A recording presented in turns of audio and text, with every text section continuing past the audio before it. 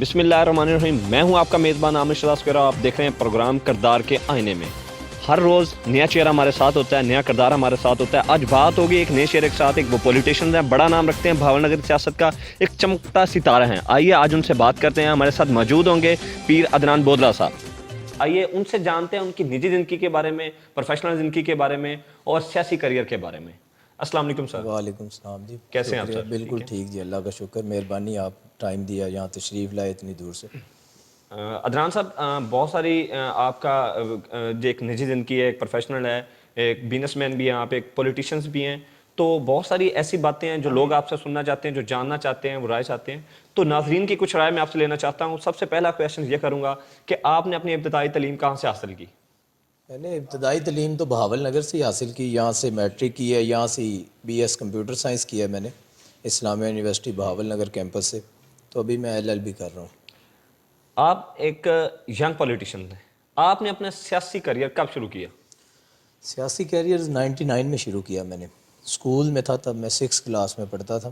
تو تب میں نے میاں صاحب کی ضلع وطنی کے دور میں شروع میں ہی, آغاز میں ہی میں نے مسلم لیگ نون جوائن کی تھی ایم ایس ایف میں. جس طرح آپ نے بات کی کہ آپ سٹارٹنگ سے ہی اپنے ٹین سٹیج سے ہی پاکستان مسلم لیگ نون کے ساتھ ہیں, تو میں وہاں یہ بھی جاننا چاہوں گا کہ آپ ایک سیکٹری نشر و اشاعت ہیں ڈویژن بہاولپور کے, کتنی مشکلات ہیں, کتنا کچھ فیس کیا آپ نے اس پوزیشن یا اس پوسٹ پہ آنے تک؟ دیکھیں, جو ہمارے جیسے لوگ ہوتے ہیں نا متوسط طبقے سے, ان کے لیے تو مشکلات ہی مشکلات ہوتی ہیں.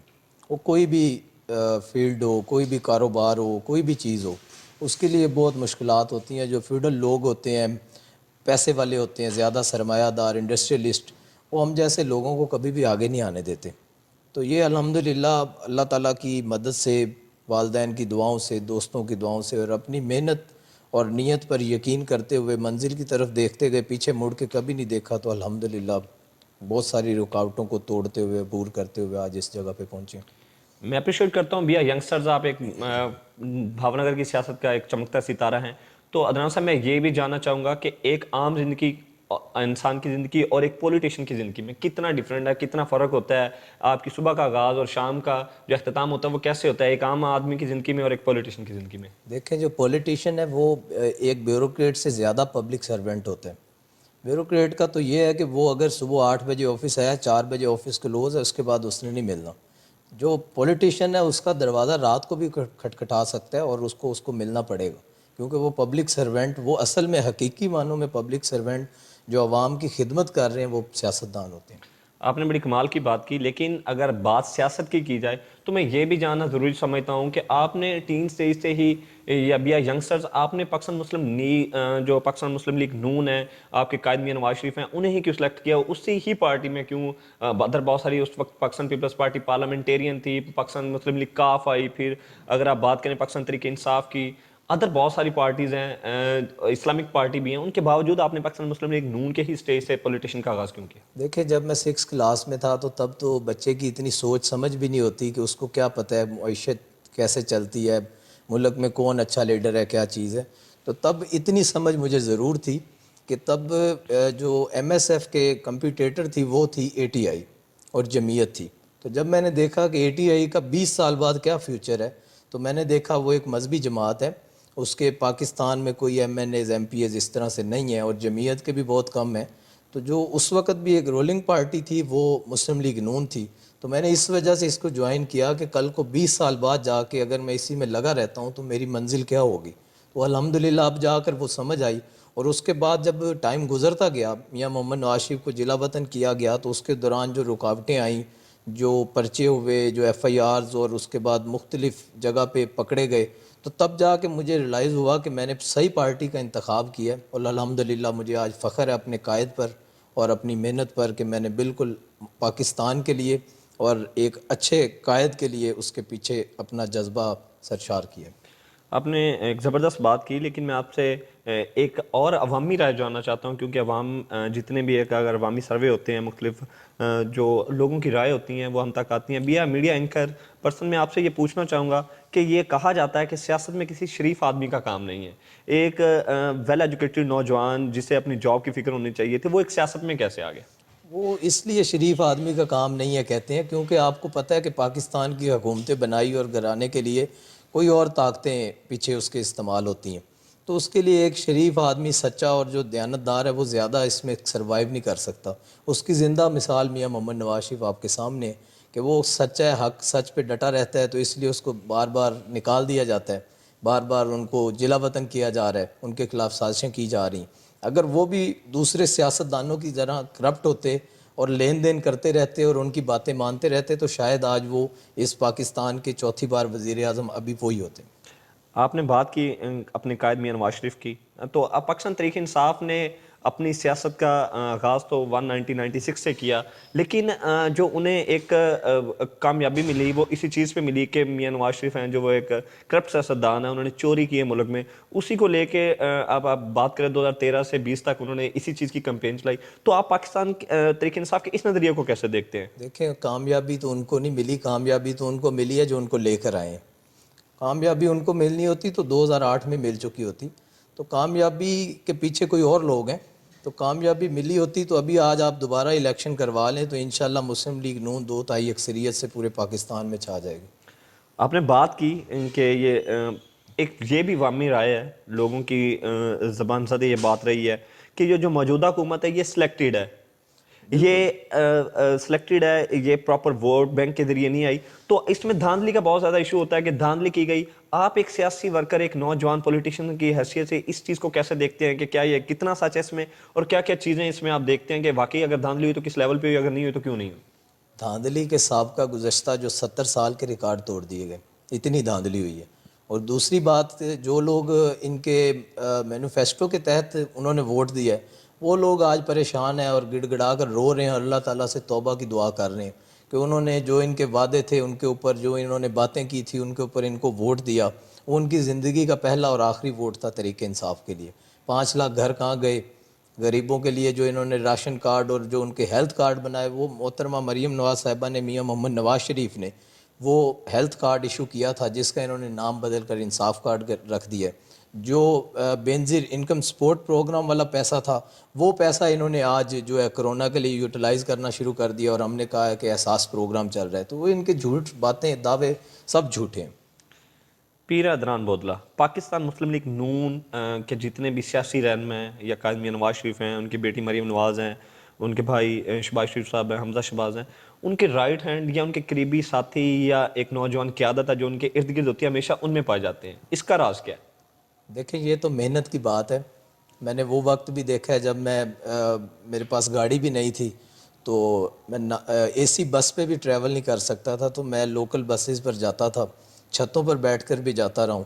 تو یہ جو عشق ہوتا ہے نا, وہ آپ کا اندھا ہوتا ہے عشق, تو وہ کچھ بھی کروا دیتا ہے. تو یہ میرا عشق تھا جو مجھے وہاں تک لے گیا.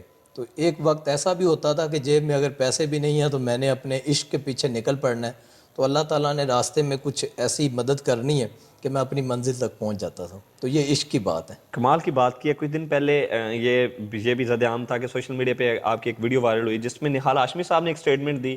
ایک اتنا بڑا لیڈر آپ کی سٹیٹمنٹ دے رہا ہے, یہ بہت بڑی کامیابی کا راز ہے. تو سارے معاملے میں آپ کے بیان بھی سامنے آئے کہ اس کی جو فرینزک کروائی جائے گی سارے معاملات. تو یہ کیا پروپیگنڈا تھا؟ آپ کے جو آپ کے مخالفین ہیں وہ یہ کیا چیز ثابت کرنا چاہ رہے تھے؟ ایسے یہ سارے معاملات کیا تھے؟ دیکھیں, ایسے پراپوگنڈے, ایسی کریکٹر اسیسینیشن آج نہیں, یہ پہلے اسکول دور سے لے کر یونیورسٹی میں ہر فارم پہ میرے خلاف ہوئی ہے.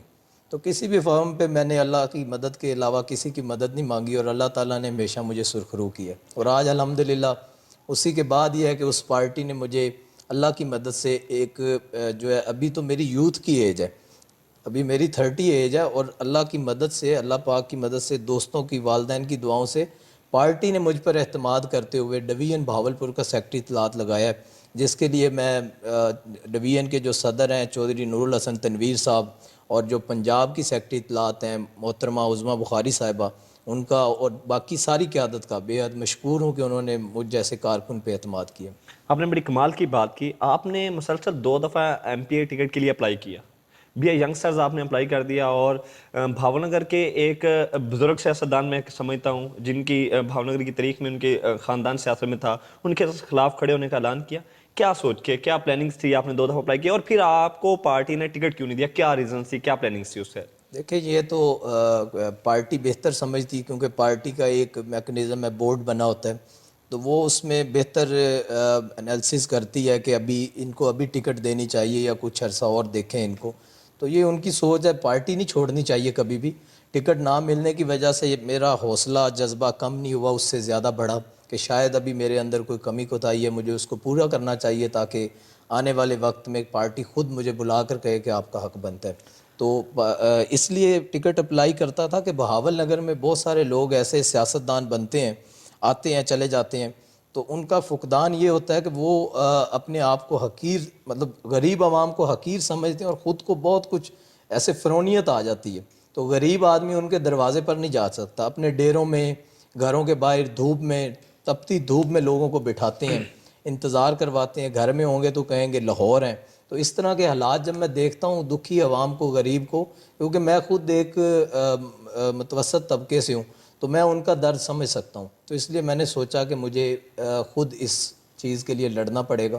تو اس کا ایک اچھا جو پلیٹ فارم تھا وہ یہی تھا کہ مجھے ٹکٹ اپلائی کروں, اور اگر ٹکٹ ملتی ہے میں اسمبلی فارم پہ پہنچ کے اپنے حلقے کی عوام کے لیے خدمت کر سکوں. جس طرح آپ نے بات کی کہ ایک متوسط گھرانے سے تھے, تو پیر عدنان بودلہ کا ایک نارمل فیملی سے تعلق, ایک بزنس مین تک کا سفر کیسا رہا, پولیٹیشین کیریئر کیسا رہا, کیا کیا مشکلات ہیں, ایسا کوئی لمحہ جسے سوچ کے ابھی بھی آپ کو تکلیف ہوتی ہو, ہمارے ساتھ آپ شیئر کریں گے؟ دیکھیں, لمحہ تو میں آپ کو بتایا پہلے ہی کہ ایسے لمحے بہت سارے ہیں کہ جب میرے پاس کچھ بھی نہیں تھا تو میں اپنے عشق کے لیے پاگل تھا, تو نکلتا تھا میاں محمد نواز شریف کی محبت میں. تو باقی بہت سارے ایسے واقعات ہیں جو دیکھ کے سوچ کے مجھے حیرانگی ہوتی ہے کہ اللہ تعالیٰ نے مجھے کیسے نکالا ہے. اور ابھی انشاءاللہ بہت جلد میری ملاقات ہے, میں انشاءاللہ لنڈن جا رہا ہوں, تو اپنے قائد سے ملوں گا, ان کا شکریہ ادا کروں گا کہ مجھے اتنے بڑی اہم ذمہ داری انہوں نے دی ہے چوہدری نور الحسن تنویر صاحب کی مہربانی سے. تو یہ ایسا سفر چل رہا ہے بس. آپ نے ایک بات کی کہ ابھی آپ لندن جانے والے ہیں, اور نور الحسن تنویر صاحب جو ڈویژن کے صدر رہے ہیں, تو انہوں نے آپ کے ساتھ کافی کوشش کاوش کی. کچھ دن پہلے ایک سوشل میڈیا پہ تصویر ایک وائرل ہوئی جس میں آپ کے قائد میاں نواز شریف صاحب ایک کافی پیتے دکھائے گئے. اس چیز کو لے کے پاکستان میں جو سوشل میڈیا تھا کافی باتیں ہوئی, آپ سوشل میڈیا کے ساتھ بھی کافی اٹیچ ہیں, اس سارے معاملے کو کیسے دیکھتے ہیں؟ دیکھیں, میں نے آپ کو بتایا کہ جو ہے عوام کرونا سے مر رہی ہے, کسان کا برا حال ہے, معیشت کا برا حال ہے, کسان ٹڈی دل سے پریشان ہے, اور چینی چور جو ہیں جہانگیر ترین اور عثمان بزدار, ان کو کوئی پکڑنے والا نہیں ہے, اور ان کو میاں نواز شریف اور شہباز شریف کی پڑی ہوئی ہے. تو میاں نواز شریف یہاں موجود نہیں ہے, تو میاں نواز شریف کی جو تصویر وائرل ہوئی اس کے اگینسٹ وہ شہباز شریف پہ اپنا غصہ نکال رہے ہیں ان کو پکڑ کے. آپ نے بات کی کرونا کی, آپ نے بات کی ٹیڈی دل کی. پاکستان کا 70% جو ٹوٹل اسپیشلی جنوبی پنجاب کا جو زیادہ تر حصہ ہے وہ ہے مطلب مشتمل ہے زراعت پہ ہے. تو ٹیڈی دل کے لیے بھی جو یہ تھا, ایک گورنمنٹ نے کوئی بڑا ایکشن نہیں لیا. تو آپ اس کیا دیکھتے ہیں کہ پاکستان میں ابھی, میں اسپیشلی بات کرتا ہوں کہ اگر آپ اپنے قائد کی بات کرتے ہیں تو موجودہ جو سیاستدان یا موجودہ ایم پی یا ایم این ایز بیٹھے ہوئے ہیں آپ کے ڈسٹرکٹ بھاور نگر میں, وہ آپ کی ہی پارٹی کے ہیں, ان کا کیا ریئیکشن تھا؟ یا آپ ایک سینٹر میں دیکھتے ہیں کہ پاکستانی تحریک انصاف جو اسپیشلی ابھی پارلیمانی جماعت بھی ہے, آپ انہیں کیسا دیکھتے ہیں کہ انہوں نے کیوں نہیں ایکشن لیا, یا اس کی کیا ریزن تھی, یا ایکشن لیا گیا تو وہ نظر نہیں آ رہا ہے؟ سارے معاملات کو کیسے دیکھیں, ایکشن تو لیا ہی نہیں گیا.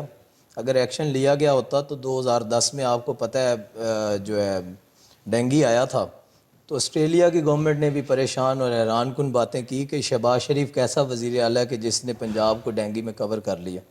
تو آج اگر اللہ تعالیٰ کی مدد سے اگر شہباز شریف صاحب ہوتے یا مسلم لیگ نون کی گورنمنٹ ہوتی تو کرونا اور ٹڈی دل کوئی بڑا مسئلہ نہیں تھا. آفتیں مصیبتیں آتی رہتی ہیں, اسی اللہ کی مدد سے وہ حل ہوتی ہیں. تو انہوں نے کچھ کیا ہی نہیں, اس کے لیے سپرے ہی نہیں کروائے. اویس لغاری صاحب پنجاب کے جو ہمارے سیکرٹری جنرل ہیں, تو انہوں نے اسمبلی فورم پہ اور ہر جگہ پہ انہوں نے پینٹ کے تقریریں کی. انہوں نے کہا کہ ہمیں بتائیں, ہم فنڈ ریزنگ کرتے ہیں کیا کرنا, لیکن کسی نے کوئی اس کا پوچھا ہی نہیں, جواب ہی نہیں دیا. آپ نے بات کی کرونا کی, تو کرنٹ سچویشن میں جو پاکستان ایک پینک, باقی ملکوں کی طرح پینک سچویشن سے گزرا ہے, ایک افراتفری کا عالم ہے. پرائم منسٹر صاحب 4 سے 5 دفعہ قوم کو اعتماد میں بھی لے چکے ہیں کہ لاک ڈاؤن نہیں ہونا چاہیے. پھر اس کے بعد 18ویں ترمیم کے تحت صوبے خود مختار تھے اور یہ فیصلہ کر لیا گیا کہ لاک ڈاؤن ہونا چاہیے.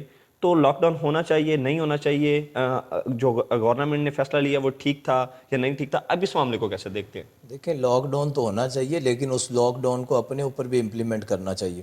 وہی پرائم منسٹر ہے جو بغیر کسی جو ہے پریکاشنز کے وہ نتھیا گلی اور ادھر یوبیا کی گلیوں میں پھر رہا ہے اپنا ہجوم لے کے سیکیورٹی کے ساتھ. تو میرے خیال میں پہلے انسان خود فالو کرے اور پھر لوگوں کو اس کے اوپر آگاہی دے.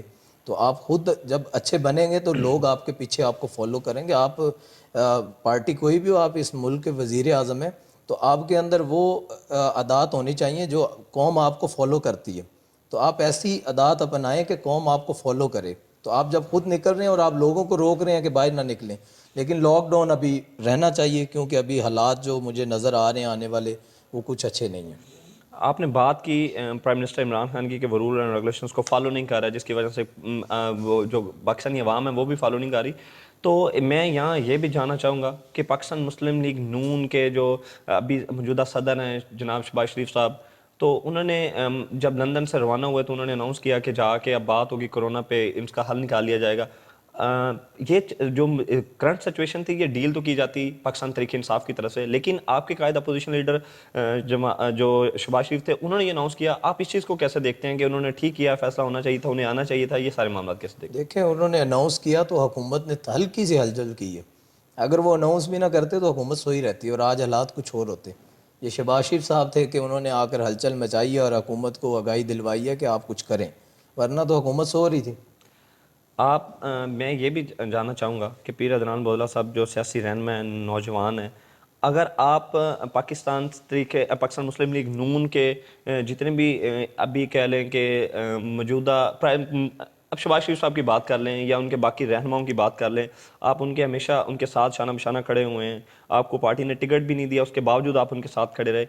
آپ کیا دیکھتے ہیں کہ آپ کے پاس پاکستان مسلم لیگ نون میں کون سی پوسٹ ہونی چاہیے یا کون سا ڈیزگنیشن ہونا چاہیے جس کے تحت آپ کوئی ریفارمز لے کے آنا چاہیں تو آپ لے آئیں؟ دیکھیں ورکر جو ہے نا وہ کوئی پوسٹ نہیں دیکھتا, ورکر تو عزت کا بھوکا ہوتا ہے. میں تو اپنے حلقے کی عوام کے لیے ایم پی اے کے لیے ٹکٹ اپلائی کرتا ہوں اور بار بار کرتا رہوں گا, لیکن جو میری خواہش ہے میں ایک ورکر بن کے پاکستان میں میاں محمد نواز شریف کے سربراہی میں اپنی قیادت کے ساتھ سر جوڑ کر محنت کر رہا ہوں پاکستان کی بقا کے لیے, پاکستان کی عزت کے لیے, پاکستان کی سلامتی کے لیے. آپ نے بات کی پاکستان کی سلامتی کی سارے معاملات میں, میں آپ سے یہ کہنا چاہوں گا کہ کردار کے آئینے میں یہ پروگرام ہے, اس کے تحت یا اس کے ریفرنس سے آپ ڈسٹرکٹ بھاول نگر یا ڈویژن بھاولپور کے جتنے بھی لوگ ہیں انہیں کیا پیغام دینا چاہتے ہیں, انہیں کیا کہنا چاہتے ہیں؟ اب وہ چاہے سوشل ورکر ہوں, وہ اپوزیشن پارٹی کے ہوں یا کسی بھی ادر پارٹی کے ہوں, تو آپ ان کے بارے میں کیا انہیں کیا پیغام دینا چاہیں گے؟ دیکھیں کردار انسان کا ہمیشہ مثبت ہونا چاہیے, کیونکہ آپ کا پروگرام کردار کے آئینے میں ہے, تو کردار انسان کا مثبت ہونا چاہیے اور عوام کی خدمت کریں, اچھے کام کریں تاکہ آپ کے ارد گرد کے لوگوں کو آپ سے مشکلات نہ پیدا ہوں اور اچھی جو ہے فضا پیدا ہو. میں آپ کا مشکور ہوں, میں آپ سے آپ کا شکر گزار ہوں کہ آپ نے پروگرام کے لیے ٹائم نکالا اپنے قیمتی وقت میں سے. ناظرین, ہمارے ساتھ موجود تھے بھاول نگر کے ایک نوجوان سیاستدان اور ڈویژن بھاولپور کے سیکرٹری نشر و ارشاد جناب پیر عدنان بودلہ صاحب. ان کے مشکور ہیں کہ انہوں نے ہمیں جوائن کیا, اور اسی کے ساتھ میں آپ سے اجازت جاؤں گا. انشاءاللہ نیکسٹ ملاقات ہوگی کسی نئے کردار کے ساتھ اور بات ہوگی کسی نئے کردار پہ. اللہ حافظ.